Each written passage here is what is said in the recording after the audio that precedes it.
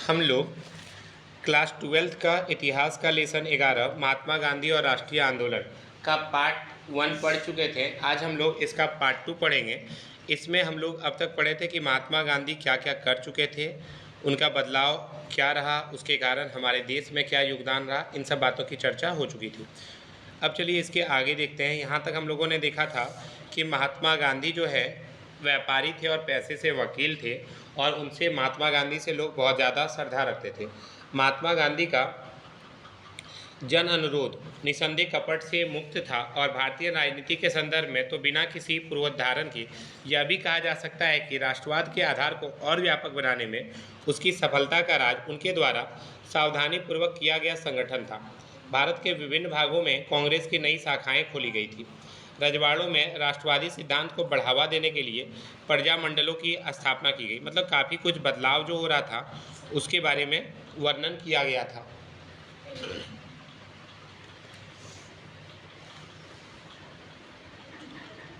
अब आता है गांधी जी ने राष्ट्रवादी संदेशों का संचार शासकों की अंग्रेजी भाषा की जगह मातृभाषा में करने को प्रोत्साहित किया। इन्होंने क्या कहा कि भाई जो राष्ट्रवादी संदेश है वह अंग्रेजी के बजाय आपकी मातृभाषा में प्रचारित की जानी चाहिए। इस प्रकार कांग्रेस की प्रांतीय समितियां ब्रिटिश भारत की कृत्रिम सीमाओं की अपेक्षा भाषाई क्षेत्रों पर आधारित थी। इस तरह राष्ट्रवाद देश के सुदूर हिस्सों में फैल गया। इसके बाद हम लोग ये भी पढ़े थे कि जी.डी. बिड़ला, देखिए टिक लगा है, जी.डी. बिड़ला जैसे कुछ उद्यमियों ने राष्ट्रीय आंदोलन का खुला समर्थन किया। जी.डी. बिड़ला आप लोग जानते हैं, बिड़ला एक सीमेंट कंपनी भी है, तो उसी का है, ये मैन हेड है। हाँ, यहाँ तक आपका हुआ था, हम थोड़ा सा रिपीट कर रहे हैं, अब यहाँ से आगे होगा। तो जी.डी. बिड़ला ने कुछ राष्ट्रीय आंदोलन का खुला समर्थन किया था, जबकि अन्य ने ऐसा मौन रूप में किया। ये सब हम लोग देख चुके थे। अब यहाँ से देखिए अगला पैराग्राफ। हालांकि महात्मा गांधी की स्वयं बहुत महत्वपूर्ण भूमिका थी, लेकिन गांधीवादी राष्ट्रवाद का विकास बहुत हद तक उनके अनुयायियों पर निर्भर करता था। 1917 और 1922 के बीच भारतीयों के एक बहुत ही प्रभावशाली वर्ग ने स्वयं को गांधी जी से जोड़ लिया। कौन कौन लोग जुटे थे महात्मा गांधी से? तो देखिए नाम दे रहा है कुछ का, महादेव देसाई, वल्लभ भाई पटेल, जे.बी. कृपलानी, सुभाष चंद्र बोस, अब्दुल कलाम आज़ाद, जवाहरलाल नेहरू, सरोजनी नायडू, गोविंद वल्लभ पंत और सी राजगोपालाचारी गांधी जी के ये घनिष्ठ सहयोगी बन गए। साथ ही ये सब भिन्न भिन्न धार्मिक परंपराओं से आए थे। उन्होंने अनगिनत अन्य भारतीयों को कांग्रेस में शामिल होने के लिए प्रेरित किया। आप देख सकते हैं अब्दुल कलाम आज़ाद एक मुस्लिम परिवार से आते थे, तो उन्होंने मुस्लिमों को सहयोग कहा होगा कि भाई तुम लोग भी आके कांग्रेस में जुटो। महादेव देसाई शायद निम्न जाति से आते थे, तो वे उनको भी जोड़े होंगे। वल्लभ भाई पटेल ये गुजरात से थे, इन्होंने गुजरात के लोगों को जोड़ा होगा। सुभाष चंद्र बोस ये गरम दल के नेता थे, तो ये उन लोगों को भी अपने अंदर शामिल करने की बात किए होंगे जो लोग चाहते थे कि भाई लड़ाई करके ही जीता जा सकता है। तो इस तरह के तमाम लोग कांग्रेस से जुड़ते चले गए, और जितने लोग जुड़े उतना ही कांग्रेस का विकास होता चला गया। आगे बढ़ते हैं। अब इसके बाद महात्मा गांधी फरवरी 1924 में जेल से रिहा हो गए। महात्मा गांधी फरवरी 1924 में जो है आपके जेल से रिहा हो गए, और उन्होंने अपना ध्यान घर में बुने कपड़ों की बढ़ावा देने तथा छुआछूत को समाप्त करने पर लगाया। तो ये भी ध्यान रखिएगा, महात्मा गांधी जेल से रिहा कब हुए थे? 1924 में। गांधी जी जितने राजनीतिक थे उतने ही वे सामाजिक सुधारक भी थे, यानी कि वे समाज को सुधारने के लिए भी कई सारा प्रयत्न करते थे, और उनका विश्वास था कि स्वतंत्रता के योग्य बनने के लिए भारतीयों को बाल विवाह और छुआछूत जैसी सामाजिक बुराइयों से मुक्त होना पड़ेगा। कि भाई जो बच्चा लोग का शादी एकदम कम उम्र में कर दिया जाता है, वैसा नहीं होना चाहिए। अगर आप पहले का डाटा देखें, अपनी दादी या परदादी से बात कीजिएगा, तो आपकी दादी का शादी हमको लगता है बमुश्किल 15 साल से भी कम उम्र में हो गया होगा। 6 साल में हुआ है, सुन लीजिए। और 6 साल में तो अब अभी ये भी नहीं पता चलता है कि भाई वो लड़का है या लड़की है, कौन है। तो एक मत के भारतीयों को दूसरे मत के भारतीयों के लिए सच्चा संयम लाना होगा। इस प्रकार उन्होंने हिंदू मुसलमानों के बीच सौहार्द पर बल दिया। इसी तरह आर्थिक स्तर पर भारतीयों को स्वावलंबी बनना सीखना होगा। ऐसा करके उन्होंने समुद्र पार से जो आयातित हो रहा था कपड़ा, उसके जगह पर खादी पहनने पर जोर डाला। अब आता है नमक सत्याग्रह। नज़दीक से एक नज़र देखिए, ज्योग्राफी में एक चीज़ पढ़े थे, नमक कहाँ बनता है? राजस्थान में सबसे ज़्यादा बनता है। ठीक है। अब आता है असहयोग आंदोलन समाप्त होने के कई वर्ष बाद महात्मा गांधी ने अपने को समाज सुधार कार्यों पर केंद्रित रखा। 1928 में उन्होंने पुनः राजनीति में प्रवेश करने की सोची कि किस प्रकार राजनीति में फिर से प्रवेश किया जा सकता है। उस वर्ष श्वेत सदस्यों वाली साइमन कमीशन, एक वर्ड देखिए आ गया साइमन कमीशन का, तो साइमन कमीशन भारत कब आया? 1928 में आया था, ध्यान रखिएगा। तो 1928 में साइमन कमीशन भारत आया, जो कि उपनिवेश की स्थितियों का जांच पड़ताल करने के लिए इंग्लैंड से भेजा गया था, लेकिन इसके विरुद्ध भी कई सारे अभियान चलाए गए। गांधी जी ने स्वयं इस आंदोलन में भाग नहीं लिया था, पर उन्होंने इस आंदोलन को अपना आशीर्वाद दिया था, और इसी वर्ष बारडोली में होने वाले एक किसान सत्याग्रह के साथ भी उन्होंने ऐसा किया। किसके साथ? बारडोली में होने वाले किसान सत्याग्रह के साथ। अब एक क्वेश्चन ये भी आता है कि बारडोली का किसान सत्याग्रह किसने चलाया था? तो सरदार वल्लभ भाई पटेल ने चलाया था, जिसे लौह पुरुष के नाम से भी जाना जाता है। तो 1929 में दिसंबर के अंत में कांग्रेस ने अपना वार्षिक अधिवेशन लाहौर में किया। अब एक वर्ड आपका आ गया कि भाई कांग्रेस ने अपना वार्षिक अधिवेशन कब किया था? तो 1929 के दिसंबर में लाहौर में किया था। हालांकि कांग्रेस का बहुत सारा अधिवेशन है, लेकिन जो आएगा आपका एग्जाम में क्या होगा, दे देगा 1929 में कहाँ पे हुआ था? तो लाहौर में हुआ था। या लाहौर अधिवेशन कब हुआ था? तो 1929 में हुआ था। उल्टा भी पूछ सकता है। यह अधिवेशन दो दृष्टियों से महत्वपूर्ण था। जवाहरलाल नेहरू की अध्यक्ष के रूप में चुनाव, जो युवा पीढ़ी का नेतृत्व की छड़ी सौंपने का प्रतीक था। मतलब लाहौर अधिवेशन का नेतृत्व किसने किया था? जवाहरलाल नेहरू इसके मेन अध्यक्ष बने थे लाहौर अधिवेशन के, ठीक है। और दूसरा था, इसी में आपका पूर्ण स्वराज की घोषणा की गई थी, ठीक है। और 26 जनवरी 1930 को सबसे पहली बार स्वतंत्रता दिवस मनाया गया था, भारत आज़ाद होने के पहले, ध्यान रखिएगा। 26 जनवरी 1930 को राष्ट्रध्वज फहराकर और देशभक्ति के गीत गाकर स्वतंत्रता दिवस मनाया गया था। और उसी दिन को याद करने के लिए हम लोग 26 जनवरी को गणतंत्र दिवस मनाते हैं, ठीक है। आगे बढ़ते हैं।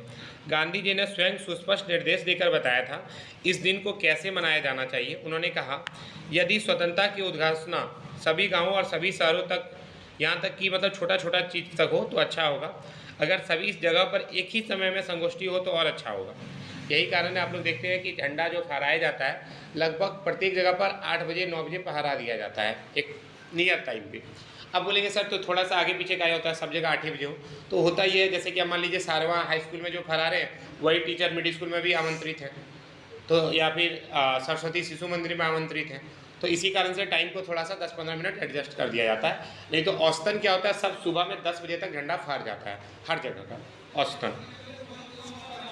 गांधी जी ने सुझाव दिया कि नगाड़े पीट कर पारंपरिक तौर से संगोष्ठी की समय की घोषणा की जानी चाहिए। राष्ट्रीय ध्वज को फहराए जाने से कोई भी समारोह की शुरुआत होगी। जब भी कोई समारोह हो तो सबसे पहले राष्ट्रीय ध्वज फहराया जाए।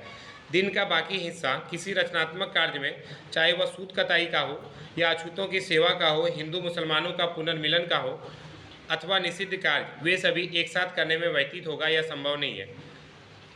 इसमें भाग लेने वाले, ये सब पढ़ लीजिएगा, पढ़ने का चीज़ है। खैर आप दांडी से देखते हैं हम। स्वतंत्रता दिवस मनाए जाने के तुरंत बाद महात्मा गांधी ने घोषणा की कि वे ब्रिटिश भारत के सर्वाधिक घृणित कानूनों में से एक है, जिसने नमक के उत्पादन और विक्रय का अधिकार सिर्फ राज्य को दिया। मतलब उस टाइम में क्या होता था कि भैया सिर्फ और सिर्फ ब्रिटिशर्स लोग ही नमक का उत्पादन कर सकता था, बाकी कोई और नहीं कर सकते थे। तो नमक एकाधिकार के जिस मुद्दे को उन्होंने चयन किया था, वह गांधी जी की कुशल समझदारी का प्रतीक था।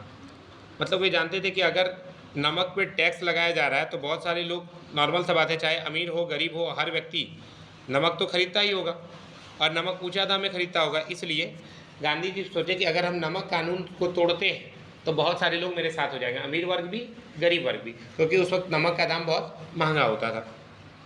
और इसके कारण गांधी जी अपने कुछ साथियों के साथ, 84 साथियों के साथ अहमदाबाद से साबरमती से दांडी की ओर मार्च करने लगे। उसी का फोटो दिया गया है आपका पिक्चर में, मतलब किताब में। और गांधी जी ने अपनी नमक यात्रा की पूर्व सूचना किसको दी थी? उस वक्त के वायसराय लॉर्ड इरविन को दे दी थी। लेकिन इरविन को लगा हो कि बुढ़वा जाएगा नमक बनाने के लिए 4 आदमी संगे तो क्या होगा, कुछ फर्क थोड़ी पड़ेगा। उसको काम पता था कि बाद में जाएगा तो कर संगे हजारों आदमी जुट जाएगा। तो 12 मार्च 1930 को गांधी जी ने साबरमती में अपने आश्रम से समुद्र की ओर चलना प्रारंभ किया और 3 हफ्तों बाद वे गंतव्य स्थान पर पहुंच गए। वहां उन्होंने मुट्ठी भर नमक बनाकर स्वयं को कानूनी की निगाह में क्या किया, अपराधी बना दिया।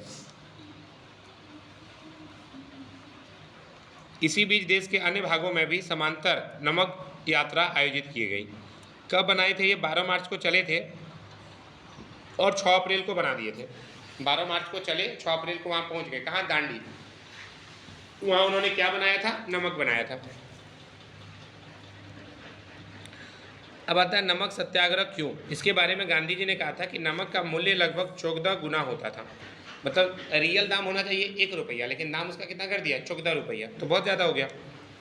और बिना नमक का तो कोई खाना नहीं खा सकता है और जनता को उत्पादित करने नहीं देता था। इसलिए गांधी जी को लगा कि नमक अगर उत्पादन हम करते हैं, पालावर बनाते हैं, तो इससे क्या होगा, पूरी सरकार हिल जाएगी, बहुत सारे लोग बनाएंगे नमक। तो वही चीज़ के बारे में इसमें दिया गया है। कल हम नमक कर कानून तोड़ेंगे। 5 अप्रैल को इन्होंने कहा था कि भैया हम लोग अब अगले दिन क्या करेंगे, नमक कानून को तोड़ देंगे। तो उसी के बारे में दिया हुआ है। ये सब जितना स्टोरी है ना, खुद से पढ़िएगा आप लोग तो ज़्यादा समझ में आएगा, क्योंकि ये सब में एग्जाम से नहीं आता, लेकिन हाँ जानकारी के लिए आवश्यक है पढ़ना। असहयोग आंदोलन की तरह अधिकृत रूप से स्वीकृत राष्ट्रीय अभियान के अलावा भी विरोध की असंख्य धाराएं थीं। देश के विशाल भागों में किसानों ने दमनकारी औपनिवेशिक वन कानूनों का उल्लंघन किया, जिसके कारण वे और उनके मवेशी उन्हीं जंगलों में नहीं जा सकते थे जहां एक ज़माने में वे बेरोक टोक घुमा करते थे। कुछ कस्बों में फैक्ट्री कामगार हड़ताल पर चले गए, वकीलों ने ब्रिटिश अदालत का बहिष्कार कर दिया और विद्यार्थियों ने सरकारी शिक्षा संस्थानों में पढ़ने से इनकार कर दिया। मतलब काफ़ी कुछ बदलाव होते जा रहा था। और नमक सत्याग्रह के सिलसिले में लगभग 60,000 लोगों को गिरफ्तार किया गया था और गांधी जी को भी गिरफ्तार कर लिया गया था। समुद्र तट की ओर से गांधी जी की यात्रा की प्रगति का पता और उनकी गतिविधि पर नज़र रखने के लिए तैनात पुलिस अफसरों द्वारा भेजी गई गोपनीय रिपोर्ट से भी आपको पता चल जाएगा। इस रिपोर्ट में गांधी जी के भाषण भी मिलते हैं, जिसमें वे लोगों को आह्वान करते थे कि भैया तुम सरकारी नौकरी छोड़कर स्वतंत्रता संघर्ष में शामिल हो जाओ। और गांधी जी ने ऊंची जाति वाली को संबोधित करते हुए कहा था कि यदि आप स्वराज के हक में नमक आवाज़ उठाते हैं तो आपको अछूतों की सेवा करनी होगी। सिर्फ नमक कर को खत्म कर देने से आपको स्वराज नहीं मिल जाएगा, आपको एकजुट होना पड़ेगा। चाहे आप किसी भी जाति के हैं, हिंदू हो, मुसलमान हो, पारसी हो, सिख हो, सबको एकजुट होना पड़ेगा। तो और इसके बारे में गांधी जी के बारे में कहा जा रहा था कि इसमें बहुत सारी जाति के लोग शामिल हो रहे हैं, चाहे वो मर्द हो, औरत हो, हज़ारों वॉलंटियर उनके साथ आ रहे हैं, बहुत सारे सरकारी अफसर उनके साथ आ रहे हैं। जिला सुप्रिटेंडेंट ने लिखा था श्री गांधी, देखो श्री गांधी नाम से स्पष्ट, मतलब सुप्रिटेंडेंट जो ब्रिटिश का था वो भी गांधी जी को इतना सम्मान देता था कि श्री लगा के लिख रहा है कि वे शांत और निश्चिंत दिखाई दे रहे हैं, उनकी ताकत दिन प्रतिदिन बढ़ती जा रही है। नमक यात्रा की प्रगति के बारे में एक और स्रोत से समझा जा सकता है। अमेरिकी समाचार पत्रिका टाइम्स एक बहुत फेमस अखबार है, ठीक है। तो उसने गांधी जी के कदकाठी पर के बारे में मजाक उड़ाया था। पत्रिका ने लिखा था उनका तकुआ जैसा शरीर, मकड़ी जैसा पेड़ू का खूब मजाक उड़ाया था। ये क्वेश्चन आया भी है। पहले वह पढ़ लेते हैं। अगर क्वेश्चन पूछा जाएगा किसने गांधी जी का तकुए जैसा शरीर और मकड़ी जैसी पेड़ू का मजाक उड़ाया, तो अमेरिकी समाचार पत्रिका टाइम ने गांधी जी के कदकाठी पर हंसी आती है उसने लिखा था कि तकुए जैसा शरीर और मकड़ी जैसा पेड़ू का खूब मजाक उड़ाया। उसने पहली रिपोर्ट में ही टाइम ने नमक यात्रा की मंजिल तक पहुंचने पर अपनी गहरी शंका व्यक्त कर दी थी। उसने दावा किया कि दूसरे दिन पैदल चलने के बाद गांधी जी जमीन पर पसर गए थे। पत्रिका को इस बात पर विश्वास नहीं था कि इस मरियल साधु के शरीर में और आगे जाने की ताकत बची है, लेकिन एक हफ्ते में ही पत्रिका की सोच बदल गई और टाइम ने लिखा इस यात्रा को जो भारी जन समर्थन मिल रहा है उसने अंग्रेजी शासकों को गहरे तौर पर बेचैन कर दिया। अब भी वे भी गांधी जी को ऐसा साधु और राजनेता कहकर सलामी देने लगे हैं जो ईसाई धर्मावलंबियों के खिलाफ ईसाई तरीके का ही हथियार के रूप में इस्तेमाल कर रहा है। मतलब कहाँ उसका मजाक उड़ाया और कहाँ उसको साधु बोल दिया। तुम सोच सकते हो कितना ज़्यादा मतलब इसका पॉपुलैरिटी गांधी जी का बढ़ गया था। देखो ये लोग का बैठक वगैरह भी चलता था, आप देख सकते हैं महात्मा गांधी हैं, सरदार वल्लभ भाई पटेल हैं, पंडित जवाहरलाल नेहरू हैं इस पिक्चर में, ये दिखाया गया है। पेज 15 तक हम लोग आ गए हैं, इतना तक ही रहने देते हैं, इसके बाद इसका एक पार्ट और बनाएंगे। तब तक के लिए इतना ही, धन्यवाद। मैं आशीष सर आपके साथ।